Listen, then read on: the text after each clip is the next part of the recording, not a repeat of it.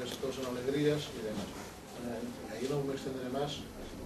Los bancos han dado dinero con alegría, como han reducido los márgenes, han tenido que girar más veces los créditos, dar más créditos y tal, ¿no? Pero luego, en lo que podríamos llamar y ahí los responsables en eso del dinero barato son todos, ricos y pobres. Luego, en la específica, la de inmobiliaria, a mí cuando vamos con amigos y conocidos y tal sobre la crisis actual inmobiliaria, digo, mira, esta crisis es muy lamentable y tal, pero yo no puedo negar. O sea, no me da pena. Si hay alguna crisis buscada, es esta. No ha venido alguien de Marte y nos han metido en la crisis inmobiliaria. Nos han metido solos, ¿no? Y ahí hay muchos responsables. Primero hay una administración responsable, ¿no? Una administración que es responsable, primero, porque como es la autoridad macroeconómica, es la que le corresponde impulsar y frenar actividades macroeconómicas. Yo creo que esta convenía en un momento determinado pues irla frenando y estimular otras actividades más innovadoras. Y esto no se ha hecho. Esto desde el punto de vista de la autoridad administrativa, digamos, macroeconómica. Pero desde el punto de vista de la autoridad administrativa local, ahí tiene una gran responsabilidad alguien que ahora también se ha lavado las manos, ¿no? Son los ayuntamientos. En que ahora parece que la crisis otra vez ha venido de Marte, ¿no? Y la crisis tiene responsables de la administración pública locales y esto tiene mucha responsabilidad, porque yo en mi caso no puedo modificar el baño de mi casa sin pedir un permiso al ayuntamiento.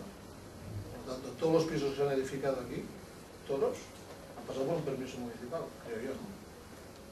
Y estos no están en la crisis, los ayuntamientos no están en la crisis, no son responsables de nada de lo que ha pasado. Encima ahora se descubre que hay 1 millón de pisos vacíos, más de 1 millón, dicen, de pisos vacíos. Otra gran sorpresa, o sea, los que han dado los permisos no iban contando los que se edificaban, o sea, es una cosa sorprendente. Y luego hay un tema aquí detrás mucho más grave, yo creo que va a ser difícil que se repita, porque el boom inmobiliario no se va a repetir, pero más grave desde el punto de vista, digamos, moral, que es detrás de todo esto hay unas grandes bolsas de corrupción. Corrupción política, para financiar los partidos, y de corrupción, claro. Cuando uno forma parte de una organización corrupta, pues al final los individuos también son corruptos, devienen corruptos. Los ayuntamientos se han financiado irregularmente gracias a recalificar terrenos y se han financiado irregularmente partidos y particulares. O sea, ahí la administración, si se entiende por administración, el sistema público incluye los partidos políticos y los sindicatos, tienen gran responsabilidad.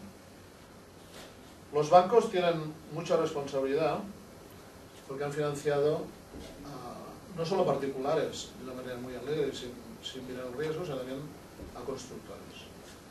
Este tema también se habla poco, se habla de los particulares, pero los constructores son los que tienen grandes deudas con las cajas de ahorros y con los bancos. Y eso se ha estimulado. Yo recuerdo que hace unos 4 años me encargaron una operación industrial para buscar unos inversores extranjeros para un tema industrial, yo creo, tecnológicamente avanzado, era Telecom, y me fue a ver al director general de una caja y me dijo, hombre, si me vienes con una promoción, diría que sí, pero esto es no tiene riesgo. Entonces, claro, esto ha creado, y esto lo estamos sufriendo, yo al menos lo sufro en mi empresa, ha maleducado a los bancos. O sea, no se han acostumbrado a medir el riesgo de los proyectos. Cuando vas con un proyecto que no sea un riesgo evidente, ¿verdad? Que tenga el riesgo evidentemente controlado, o tú cobras todos los riesgos, son incapaces de analizar un proyecto y decir, oye, este proyecto es interesante, tiene sus riesgos, le da un tipo de interés interesante, es tal, oye, lo vamos a analizar. Son incapaces de analizarlo, han perdido la venta. Porque el riesgo en la construcción, que después ha visto que era otro, para ellos era nulo. Está el piso, si están los ladrillos, sí, pues adelante, ¿no? Entonces, esto ha mal formado a la banca. La banca ya no es un socio para financiar proyectos. No sirve. Solo servía para financiar proyectos en los que el riesgo era cero, ¿no? Pero luego los particulares también han jugado aquí tienen su responsabilidad, ¿no? me acabo de ir gente que decía, oye, si vendes el piso, tal, te dan tanto, luego te compras otro con una hipoteca de 40 años. O sea, al final preguntas, ¿tú por qué te quieres cambiar de casa? No estaba bien. Si vivías con una hipoteca 40 años o 30 y te vendes tu casa porque te la pagan el triple de cuando la compraste y la gente hacía negocios, o sea, al final aquí responsabilidad es de todos, porque si al final un individuo no pide hipotecas, no hay mercado hipotecario. Esa es la realidad, ¿no? Y luego, en el tema bancario hay otros excesos, ¿no? Como que se daban hipotecas por el 120% de la casa, se cambiaban el coche, la casa, la amueblaban. Yo cuando me compré la primera casa tuve que ahorrar un 30% del valor de la casa antes de tener una hipoteca. Y me dio una hipoteca, me parece que estaba bajo tipo de interés, o sea, con 13 o 14. O sea, primero tuve que demostrar que podía responder y luego yo... Pero luego hay una muy específica, que es importante, lo que os decía, que nos hemos acostumbrado a vivir por encima de nuestras posibilidades, porque entraba más dinero que se generaba. Si queremos mejorar el sistema público de servicios y demás, poco queda para, digamos, para rascar de los bolsillos. Si vemos aquí, por ejemplo, los impuestos y costes sociales empresariales en la Unión Europea de 15, para que sea un poco comparable todo, España no está lejos de las empresas que más pagan. Si tenemos en cuenta, aquí esta escala está hecha con todos los costes sociales que tiene una empresa. ¿Qué ganaría una empresa si no existiese Estado? ¿Y qué es lo que gana porque existe Estado? Esto es un poco una salida. Si analizáis, no está España, está la tercera. O sea, a las empresas que ya pagan, se les puede pedir poco esfuerzo más fiscal. No es la realidad. Quizá hay que buscar en los que no pagan, pero luego veremos, yo creo que hay otras implicaciones, pero es sorprendente que Alemania está bastante más lejos. Esto está la fuente de ellos, esto es algún banco mundial.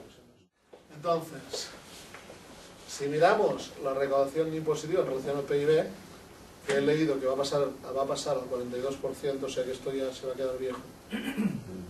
Esto es del año 2007, ¿no? Pues ahí estaríamos en una posición intermedia, pero como va a pasar al 42%, pero quizá otros países también suban, yo creo que algunos puntitos vamos a ganar ahí dentro. O sea que a nivel de recaudación de lo que representa el PIB global, tampoco estamos, quiere decir que es difícil seguir pasando el rastrillo, ¿no?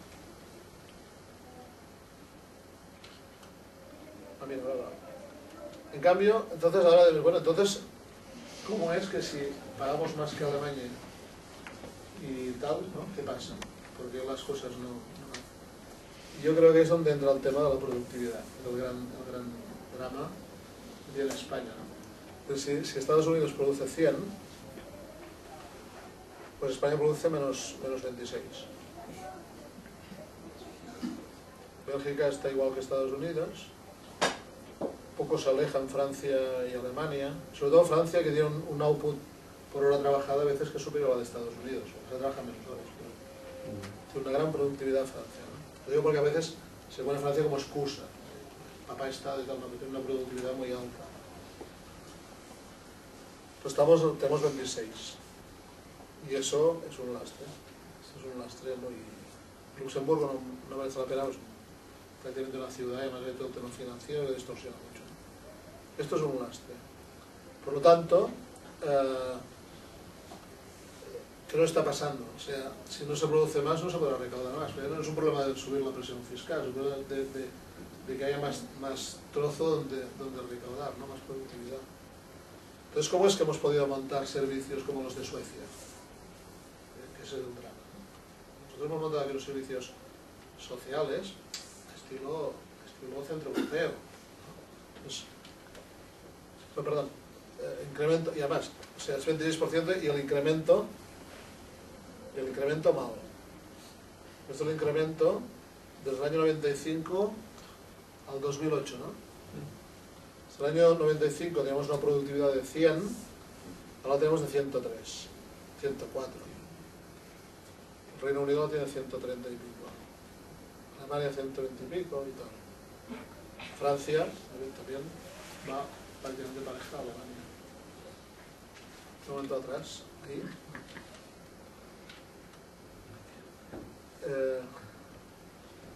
Quería mirar ahí, sí. Italia tampoco en los últimos años no ha estado muy brillante, pero a pesar de todo está 10 puntos por encima en cuanto a productividad.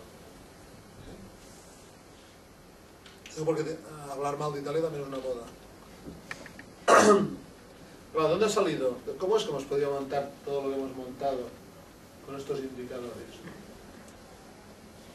Pues porque estos son los dineros que hemos recibido de Europa en relación al Producto Interior Bruto. O sea, en total son 122.000 millones de... serán 122.000 millones de euros. Mucho dinero, ¿no? Claro, entonces, además de... no sustituye nada, es una propina, ¿no? Pues si echamos cuenta aquí, en el año 2003, claro, es que el 1,65 del PIB nos venía de los ayudos de la Unión Europea. Esto es un tema grave, ¿no? Claro, ahora estamos en el 2010, que estamos por ahí, estamos en el 0,5, bajará al 0,4 y probablemente cuando se negocie en el 13 estará en el 0. Sería lo lógico después de tantos años, ¿no? Yo encuentro a faltar que de esto no se habla cuando se habla de la crisis. Y es evidente que es un tema importante, pero claro, ¿qué pasa? Que desde el 2006, que es cuando el tema se larva, la crisis se larva, esto empieza a descender de una manera espectacular. En algo afectará, ¿no?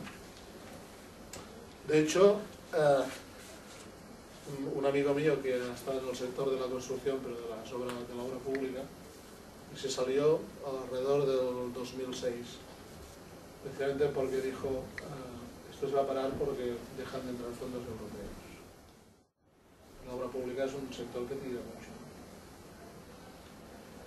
Entonces, este estado del bienestar que hemos montado en buena parte, no todo, pero en buena parte está pagado por Europa, ¿no? Y ahora, claro, es duro decirle a la gente que hemos vivido por encima de nuestras posibilidades, pero en dos aspectos. Uno, por la burbuja inmobiliaria. La gente ha confundido el patrimonio con cash, con caja. Ahora es rico, porque tienes dos casas que antes valían 300.000 euros, ahora van 1 millón. Eso es rico, sí, pero ¿cuánto te da? O sea, con ese millón puedes comprar las mismas casas que tenías, te quedas como estabas, ¿no? Las casas son las mismas. Eso la gente, recuerdo que en la prensa salían muchas estadísticas, ¿no? Que el patrimonio de la familia española ha subido y hay tantos millonarios. Ya que si inflaciona el precio de los coches, todo el mundo será millonario. O sea, no tenía ningún sentido. Eso sumado a una percepción real de bienestar por dinero que entraba en caja, pues ha creado una situación que hará explicar a la gente que todo esto estaba un poco así cogido con pinzas, pues es complicado, ¿no? Porque eso requiere políticos de primera línea. Y esta es una de las partes de la crisis que no se comenta y me sorprende, ¿no? Nadie las... Porque además se ha creado no sé cómo calificarlo, una sociedad no malcriada, en cierta manera malcriada, pero políticamente malcriada. O sea, los ayuntamientos hacían obras sin ningún tipo de control, o sea, con un desparpajo tremendo, ¿no?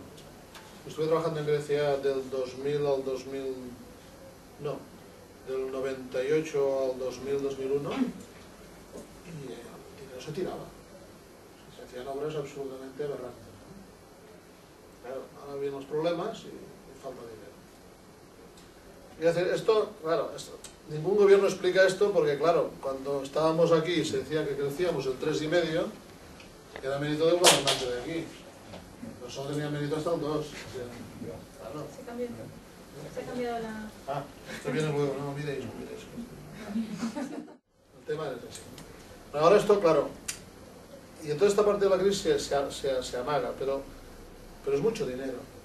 Es mucho dinero. Si hubiésemos estado aquí, en estos momentos de aquí, pues en lugar de tener el crecimiento que hemos tenido este año, pues sería 1,5 puntos más.